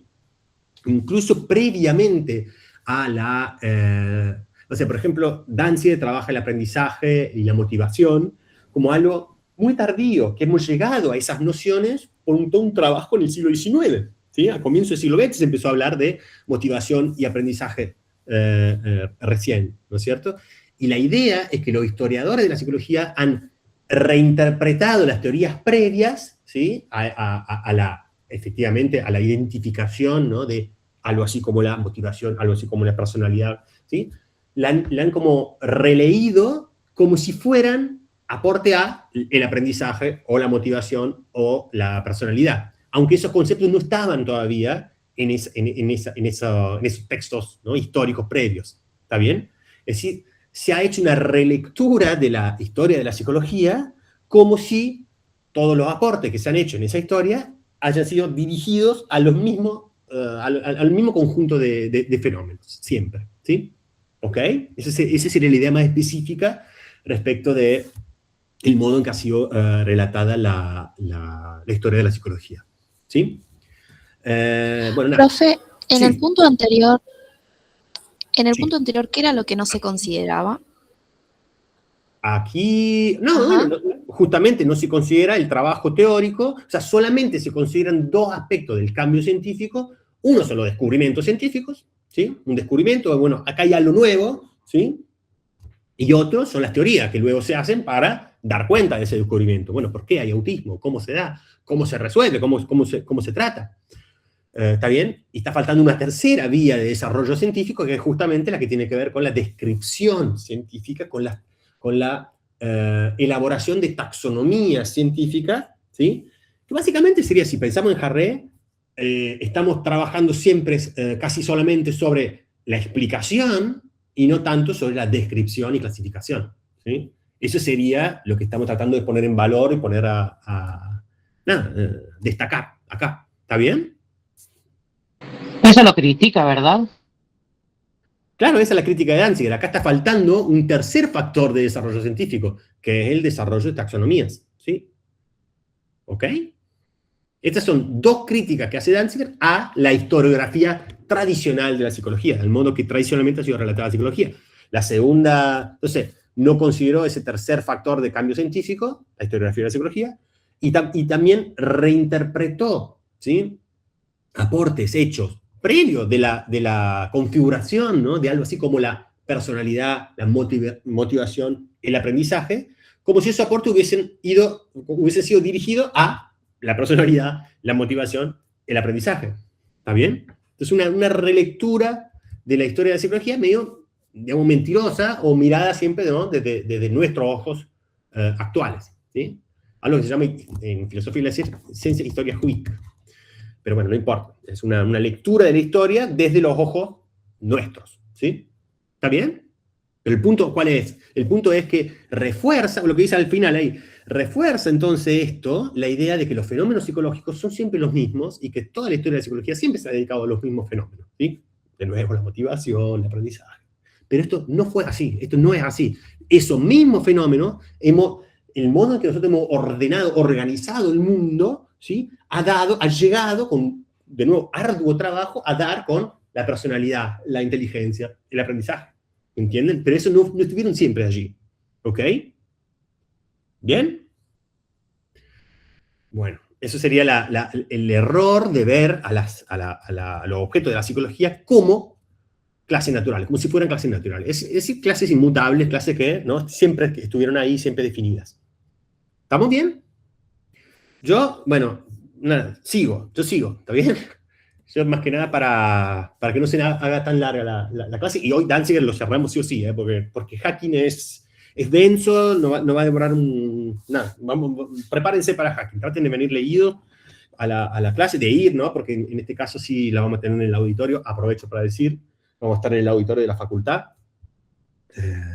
Creo que va a estar todo bien, ustedes me dirán, yo creo que unos 300 personas vamos a entrar, pero bueno, veremos, ¿no? Veremos cómo nos va, luego nada, quizás encontremos otra solución, pero en principio yo creo que vamos a estar bien. Bueno, sigo. Entonces, ahora lo que vamos a hacer es simplemente trabajar sobre la idea de clase natural y criticarla, ¿sí? ¿Y por qué criticamos la idea de clase natural? Primero que la idea de clase natural ha sido ya muy criticada, incluso para el caso de las ciencias naturales, ¿sí? Es complicada, es compleja, digamos, y complicada más bien, desde una perspectiva filosófica, desde ya, no viene a cuento acá, digamos, pero tampoco es una idea que sea asumida, ¿no?, en el caso de la epistemología de las ciencias naturales, tampoco. O sea, asumida quiero decir que sea aceptada por todos. Pero, ¿por qué en el caso de la psicología es particularmente inadecuado, ¿sí?, errado, decir que los fenómenos psicológicos son clases naturales o pueden tomarse como clases naturales, ¿no? Primero, y este es el punto que específicamente esta idea toma de Hacking y en la que vamos a trabajar muy bien en la próxima clase, ¿sí? Primero porque los objetos naturales son indiferentes, ¿sí? ¿Qué quiere decir? Son indiferentes, bueno, venga, un segundo. Son indiferentes los objetos naturales, básicamente indiferentes en el sentido ordinario de la palabra indiferente, ¿sí? Son indiferentes porque su comportamiento y su forma sí, su comportamiento, digámoslo así, no se modifica por el modo en que es clasificado, ¿sí?, ese objeto. ¿Está bien? El caso de las clases humanas, que Hacking, bueno, plantea la idea de clase humana, pero luego la refina o toma una idea más específica que es la clase interactiva, que es la que vamos a trabajar la próxima clase, sí, lección, clases, ¿entiende? Para decir justamente que las clases humanas, ¿sí?, tienen la particularidad de modificar su comportamiento al ser clasificadas, ¿sí? Si yo clasifico a una persona, ¿no?, como alguien, de nuevo, que tiene un vicio o es un adicto, no da lo mismo, ¿no? Si yo digo que es un adicto, estoy patologizándolo, ¿sí?, y estoy diciendo básicamente que hay algo que hay que atender, ¿sí? Y en ese mismo hecho, la persona clasificada como adicta, por ejemplo, ¿sí? no puede, seguramente va a cambiar en algo su comportamiento, su vínculo con los demás, el modo en que se autopercibe, el modo en que que experimenta a sí misma como adictos, ¿sí? Si se acepta eso, obviamente, si se entiende como un adicto, bueno, ¿está bien? Y eso no pasa con los objetos de las ciencias naturales, ¿sí? Entonces, doy siempre el ejemplo, Plutón, ¿no? el que creíamos era un planeta, en el 2006, creo, se dejó de serlo, ¿no? La comunidad, ¿no? El convencionalismo, ¿sí? La convención de astrónomos y bueno, estudiosos del tema, acordaron que no debiera ya considerarse como un planeta, sino como un planeta enano, como una cosa, ¿no? De menor categoría, no es uno de los planetas del sistema solar, ¿sí? ¿Ustedes creen que eso ofendió a Plutón? ¿Ustedes creen que Plutón de alguna manera cambió su manera de hacer las cosas, ¿sí? De girar, por ejemplo, en sus órbitas, o no sé, el modo en que se vincula con los asteroides? En fin, ¿cambió en algo? Absolutamente no. Lo mismo vale para el oro, incluso para la mayoría de los animales, ¿no? No cambia demasiado el modo en que clasifiquemos algo. Si yo digo, no, en realidad este no es un animal, es un hongo. O es, no sé, o es una planta, ¿está bien? No cambia absolutamente nada su comportamiento, el modo en que se vincula con su entorno, si yo la clasifico como A o como B, ¿sí? Esto, entonces, en ese sentido, ¿sí? El objeto clasificado permanece estable a pesar del modo en que se lo clasifica, ¿sí? Y eso es exactamente lo que no acontece en el caso de las clases humanas, ¿sí? Como ven ahí, las personas nos vemos afectadas, ¿sí? Por el modo en que somos categorizados, ¿sí? Hay ejemplos muy obvios que se pueden dar al respecto. Si previo a los años 60, no había otra manera de entender a la homosexualidad que no sea como una enfermedad, es muy probable, ¿no? A menos que esa persona sea como nada, una persona como con una confianza de sí misma, ¿no? Como unos recursos muy importantes, pero muy probablemente esa persona se haya, en los 50, en los 40, se haya asumido como una persona enferma. Y díganme eso si no es diferente a entenderse como orgullosamente gay, ¿sí? Como una persona que está en total dominio, ¿no? De sus acciones, de sus pensamientos, de su experiencia, ¿sí? Y se siente bien con eso que quiere para su vida, ¿sí? Es una cosa muy diferente a la de entenderse como enfermo, ¿sí? Entonces, eso es un ejemplo muy claro, me parece, pero podemos dar un montón de ejemplos al respecto. De nuevo, esto de si esto es un vicio o es una adicción, es una cosa, es una manera no muy ¿cómo decirlo? Un cambio, ¿no? Muy rotundo en el modo en que yo me autopercibo, ¿sí? Y el modo en que yo me autopercibo modifica no solamente el fuero interno, ¿no? Cómo yo me pienso, los pensamientos que tengo sobre mí mismo, como mi estado de ánimo, en fin, todo eso, sino también el modo que me vinculo con los demás y mi mismo comportamiento, ¿no? Así que estas son las famosas clases interactivas que vamos a trabajar en la próxima semana, ¿sí? Entonces, disculpe. Sí, por favor. Sí. Con respecto a esto que usted está hablando de la distinta forma de clasificarnos nosotros de una forma autorreferencial, no tiene que haber mucho que ver con los distintos contextos culturales. Por ejemplo, había visto, porque no entendía muy bien el texto, un ejemplo que habla de escuchar voces. Para una cultura médica se hablaría mucho de esquizofrenia, de tener ese complejo, por lo tanto esa persona reaccionaría con respecto a un dictamen médico. Pero si hablamos de espiritualidad o chamanes, se puede hablar de escuchar voces como una autorrevelación, una forma Exacto. Exactamente. Esto me adelanté. Eso es lo que quiere llegar, ¿no?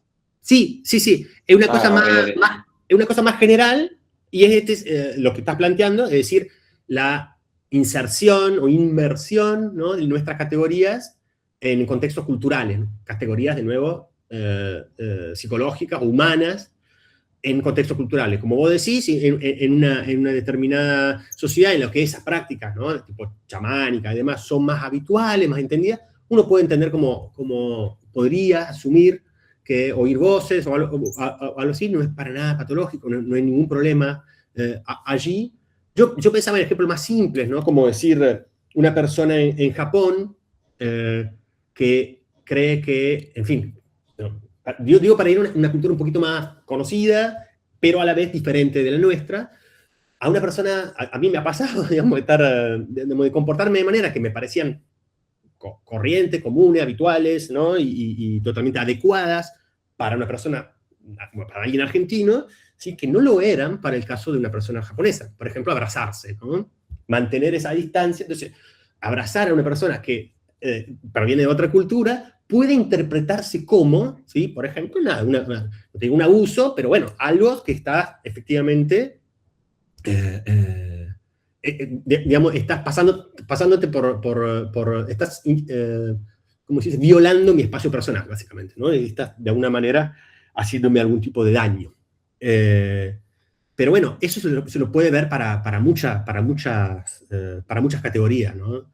Por ejemplo, yo pensé varios ejemplos, pero no hay tanto tiempo, pero el concepto de solterona, ¿sí?, es algo que ya no se usa, no lo tenemos incorporado, porque hay muchas personas que están solteras y felices, ¿sí?, y lo eligen para sí mismos. En cierto momento, mediados del siglo XX, de nuevo, en la que sí, la única manera de desarrollar tu vida era teniendo hijos, teniendo una familia, ¿no? Entonces, claramente ahí tenemos una figura de la persona que no, ¿sí?, que no consiguió eso que era el único destino posible para una persona. Ahora, hoy que nosotros vemos que ese no es para nada el único destino posible, la noción de solterona medio que no tiene demasiado asidero. El modo en que uno, incluso, eso lo vamos a ver más con hacking, porque estamos hablando de personas, de nuevo acá, pero bueno, todo esto tiene que ver con esto de los objetos psicológicos, yo para ir avanzando también, que son solo inteligibles dentro de contextos discursivos, ¿no? De nuevo, una persona que se le dice que tiene un vicio meramente o que es adicta es muy, muy diferente, ¿sí? Una persona que la noción de retraso mental, ¿no?, el retrasado mental, es una noción que ya no utilizamos más. ¿Pero por qué? De nuevo, por nuestro contexto discursivo, nuestro contexto cultural, ¿sí?, esa idea de retraso, como si hubiese una suerte de meta allá, y hay alguien que están medio rezagados, eso no va más, y además, no solo por una cuestión inadecuada, sino también porque es poco ético, ¿sí?, porque es una manera de estigmatizar a alguien. Entonces hoy hablamos de discapacidad intelectual, ¿no? Esos cambios tienen que ver con avances científicos, sí, pero también, sobre todo, tienen que ver con avances culturales, ¿sí? El principal avance, ¿no?, respecto del tema de la emancipación de las personas gays, ¿sí?, no fueron científicos. O sea, obviamente, hoy sabemos más, ¿sí?, sobre cuáles son las bases de la homosexualidad, las bases biológicas y además también cultural, en el sentido de cómo se da eso. Pero el avance fue sobre todo una cuestión de conquistas sociales y políticas, ¿sí?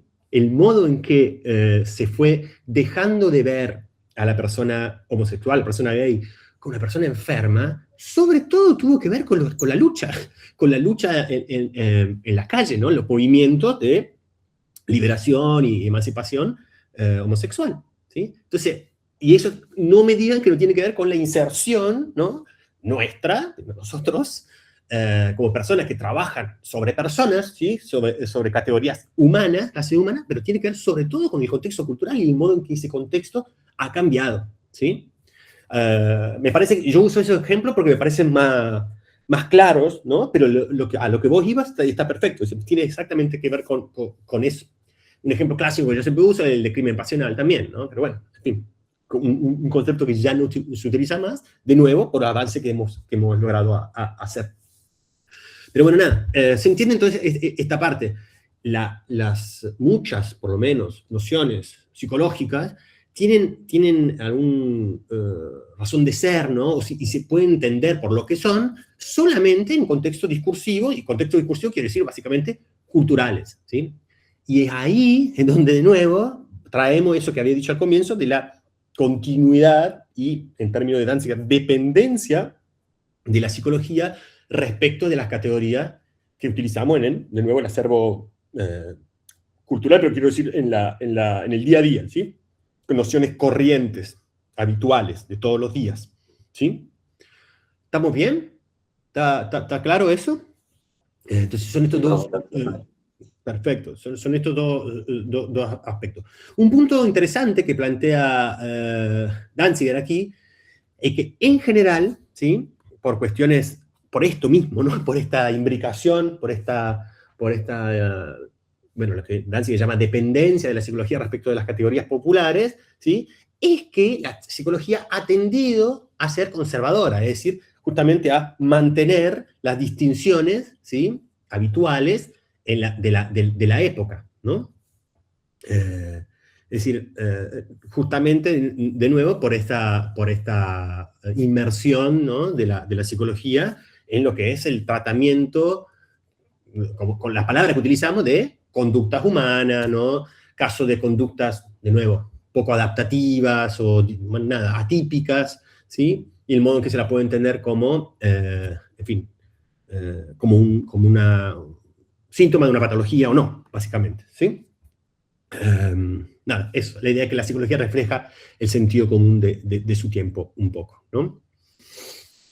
Bueno, vamos ahora a cerrar con el tema de clases humanas, con esto ya estamos, son unos pasaditos, pero bueno, hoy quería tomarme esos minutos iniciales, que no están grabados, pero bueno, la arranqué después, para charlar un poco sobre el parcial, y nada, por eso se nos fue un poco el tiempo, pero digo, el texto lo habrán visto, son 6 páginas, ¿sí? Muy, muy simples, pero de verdad que son importantes que estén claras las cosas para poder abordar hacking, ¿sí? Que es bastante más complejo, más sutil en todo caso en su planteamiento, ¿no? De nuevo, la idea de hacking central, ¿no? Es la complejidad de la psicología y justamente esta idea de hibridez, ¿no?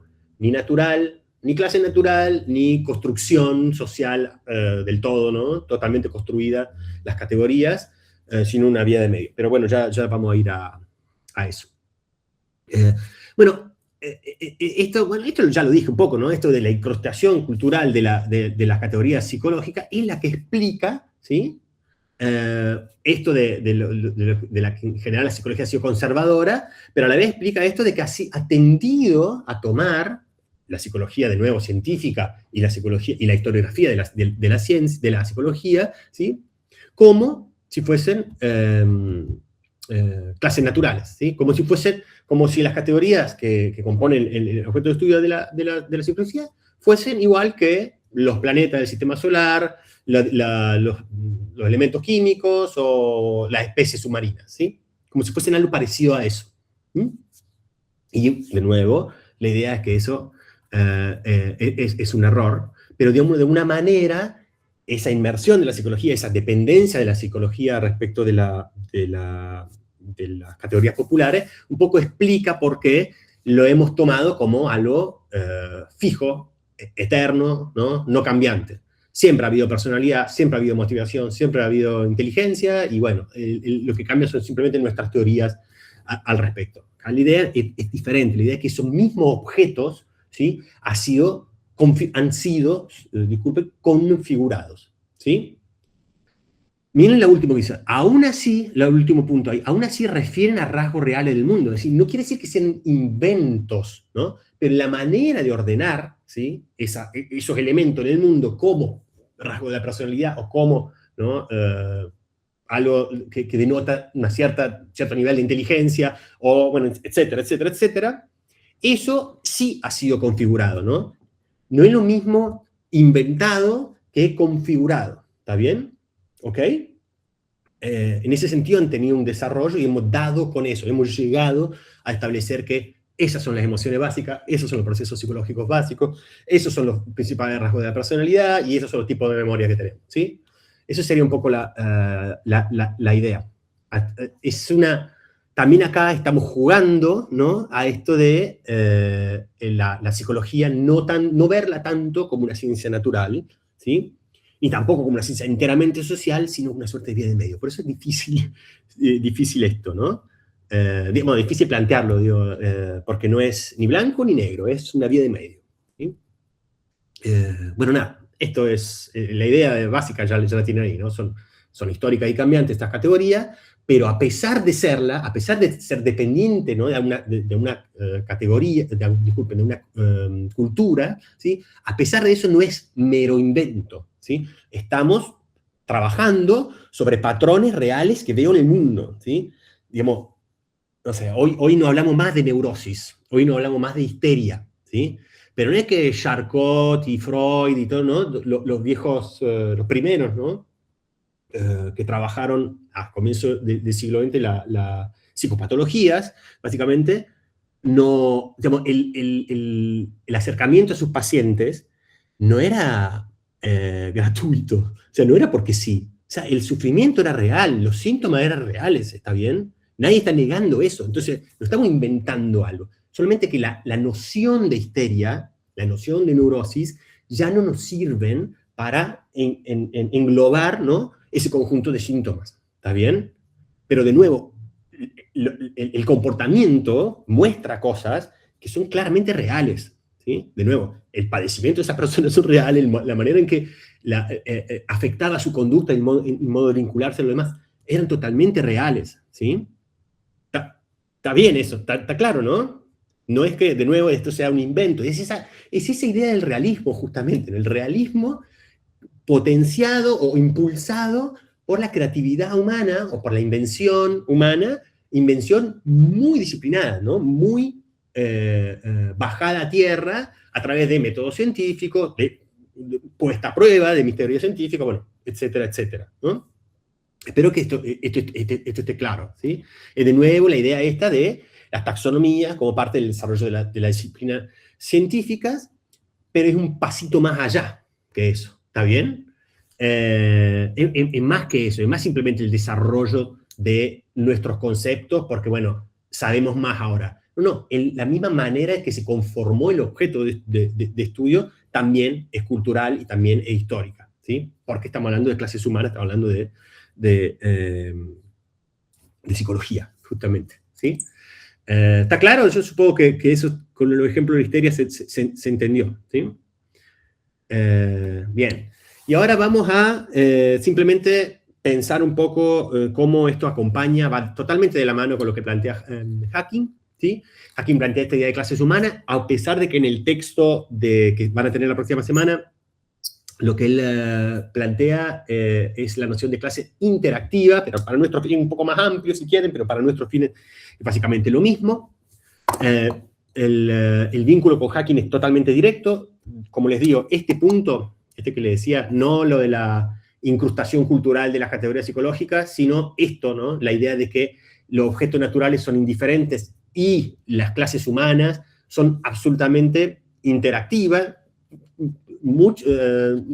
¿cómo decirlo? Todo lo contrario, indiferente, justamente se ve muy afectado por la manera en que nos vemos, muy afectado por la manera en que nos categorizan, ¿sí? Bueno, ya me perdí, acá, ¿sí? Decía que él habla, como decir, que el vínculo es totalmente directo, es decir, Danziger toma nociones de Hacking, como la de clase humana, clase interactiva, incluso lo menciona hacia el final del texto, ¿sí? Entonces eso nos da, como les digo, un puente para lo que sigue, ¿sí? Bueno, esto medio que ya lo dije y lo vamos a trabajar mejor la próxima semana, así que quizás verlo un poco rápido, pero el punto, ¿no? El punto 1 y el punto 2, ¿sí? Hacia la idea de que los fenómenos psicológicos no deben entenderse, que el punto 1 y el punto 2 son lo mismo de antes, ¿sí? Por las dudas. Esto de que son autorreferenciales quiere decir que yo me pienso a mí mismo como una persona adicta, como una persona gay, como una persona, ¿está bien? Y eso me afecta, porque no somos clases indiferentes, somos interactivas. Y lo segundo es esta imbricación cultural de todas las nociones psicológicas, ¿sí? Esto, como les digo, es una persona, no sé, alguien que te abraza acá, una persona afectuosa, y en Japón puede ser una persona intrusiva, ¿no? Alguien que se está metiendo en mi espacio personal, ¿no? Muy maleducada, qué sé yo. Pero bueno, esos son los dos puntos, a lo que iba, que son los dos puntos son iguales, ¿no? Son los mismos que ya vimos. Y bueno, nada, y el punto es del modo en que nos vemos afectados por cómo nos clasifican, da pie a lo que Hacking, y eso es lo que vamos a ver con detalle la próxima clase, al llamado efecto bucle. ¿Qué significa eso? Que en la medida en que cambia la persona por el modo que es clasificada, eventualmente eso me va a llevar también a cambiar la categoría, el mismo concepto, ¿sí? Porque, de nuevo, ese concepto se supone que está rastreando, a lo que se está refiriendo, también cambió, ¿está bien? Cambia de nuevo por el modo en que ha sido, ¿no? Y así una suerte de efecto bucle o de retroalimentación, ¿no? Un loop, ¿está bien? Eso sería la idea de Hacking, que como les digo, vamos a trabajar con lujo de detalle, bueno, exagero lujo de detalle, pero bueno, vamos a trabajar bien la próxima semana. Y simplemente, ya podemos cerrar, pero simplemente para animarles, yo supongo que, después me dirán, ¿no? Pero en otras materias van a ver algo de Danziger seguramente, por su relevancia, pero digo, si quieren ir a mirar el caso de este tema particular, tienen que ir a nombrar la mente, ¿sí? Y ahí ustedes tienen como desglosado, ¿no? Trabajado en casos específicos de estas grandes categorías entendidas como el objeto de estudio de la psicología, que por más que han sido entendidas como clases naturales, eternas, ¿no? Siempre fijas, inmutables, muestra Danziger cómo hemos justamente llegado a ellas, cómo hemos llegado a configurar esas categorías y no otras, ¿no? Y bueno, ahí tienen algunos ejemplos, la inteligencia vinculada a el éxito en la escuela, ¿no? Y medida más bien en términos de lenguaje, ¿no? Y nada, expresiones como matemática, ¿no? Pero en definitiva vinculado con el éxito en la escolarización, la personalidad, ¿no? Esta idea de rasgos estables, también estables fijos, ¿no? Que definen a un perfil de personalidad de una persona vinculada a la idea moderna de individuo autónomo, ¿no? Dueño de sí, dueño de sus propias acciones. Bueno, la motivación, la idea de motivación vinculada a la productividad, ¿no? En las sociedades industriales. Digo, todo eso es como para que lo puedan ir a buscar, pero nada, es una historia muy rica de cada uno de estos conceptos. Pero bueno, acá simplemente es el panorama, y bueno, como les digo, ya dando pie para la próxima clase, mientras hoy estuvimos trabajando sobre objetos de estudio, ¿sí? Sobre categorías que uno entendería que son aquello aquello abstracto, personalidad, inteligencia, motivación, memoria, que son el objeto de la psicología, en la próxima clase vamos a trabajar en términos de clases de personas, ¿sí? La manera en que se define a una persona como, bueno, el caso que le decía de la persona homosexual, persona gay, y cómo ha cambiado. Ustedes tienen que pensar que, ahí creo que lo puse, sí, que en el DSM recién desapareció la categoría en el 73, y en la Organización Mundial de la Salud recién en el 90, ¿sí? Así que imaginen, nada, que esto es algo vivo todavía, ¿sí? Estamos ahí, es algo que todavía estamos entendiendo, pero está claro, ¿no? Cómo, por lo menos el punto es cómo definir una persona como tal, ¿sí? Va a depender muchísimo del modo en que se lo diga y, de nuevo, el contexto cultural en que se lo diga, ¿sí? Bueno, nada, eso. Me parece que hoy es muy difícil pensar, para el caso de la persona gay, como una persona enferma, también por el hecho de que vivimos, obviamente, en la sociedad en la que vivimos, ¿no? Pero nada, no quiero extenderme demasiado con esto de la clase de personas, lo vamos a trabajar mejor la próxima clase, y si hay alguna pregunta, la podemos, me quedo un ratito más, no hay problema, pero bueno, estamos pasados, pero me dicen ustedes, si hay algo más, o la dejamos. ¿Estamos bien? Bueno. Profe, si tuviese que hacer como un recorrido rápido por los puntos centrales así del texto, sería más bien, bueno, la crítica.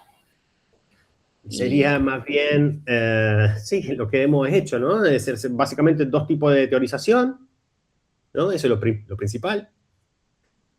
¿Está bien? Bueno, podemos volver, pero acá, si quieren un punteo de los principales temas, esto es. Esto que están viendo, esto es. 2 clases de teorización, ¿sí? La crítica que hace Danziger a cómo hemos tomado una de esas teorizaciones, es decir, la teorización implícita, como la hemos interpretado como naturalista, ¿sí? Es decir, haciendo referencia siempre a las mismas cosas ahí estables, como si fuesen los planetas, los elementos químicos, bueno, en fin. Eso que decía antes. Lo segundo es esa incongruencia, ¿no?, entre el modo en que pensamos, el modo convencionalista en que pensamos las teorías explícitas y el modo naturalista en que pensamos la teorización implícita, ¿sí? Esa sería la otra gran cosa. Y luego la crítica más puntual de Danziger a la historiografía, ¿sí? Que tiene estos 2 puntitos, ¿no? Esto de cuáles son los factores de cambio científico, no son 2, son 3, básicamente, va a decir Danziger. O sea, también está esto de, muy en línea con Harré, el desarrollo de taxonomías.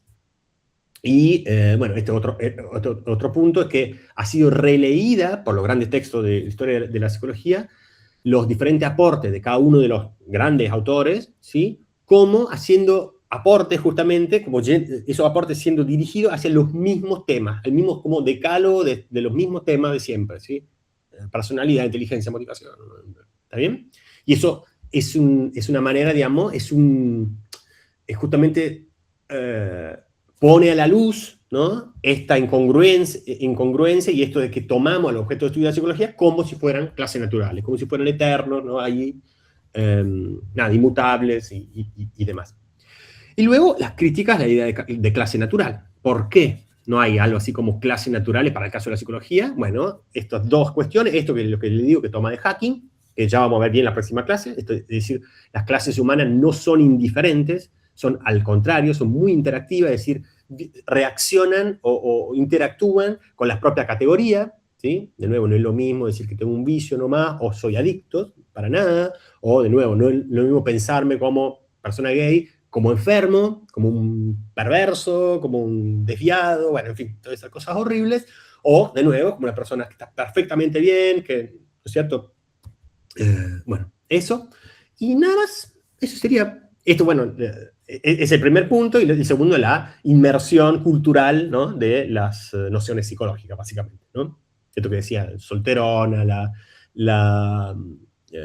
crimen pasional, bueno, en fin, todas estas nociones que ya no se usan porque hemos cambiado nosotros, como sociedades, ¿sí? Y eso es todo, eso sería el punteíto. Al final, simplemente algunos ejemplos y nada, el puente hacia Hacking, pero ya, es eso. Bueno, gente, listo. Apenas me tire el Google acá, el archivo, yo lo subo a YouTube, ¿sí? Así lo pueden revisar y nada, lo miran bien cuando quieran. Bueno, recuerden, la próxima semana Hacking, ¿sí? El texto, por favor, presten la atención, eso es más difícil, esto es simplemente una introducción, puede tomarse como introducción a ese texto, y luego, y nos veremos para Hacking en el auditorio de la Facultad de Psicología.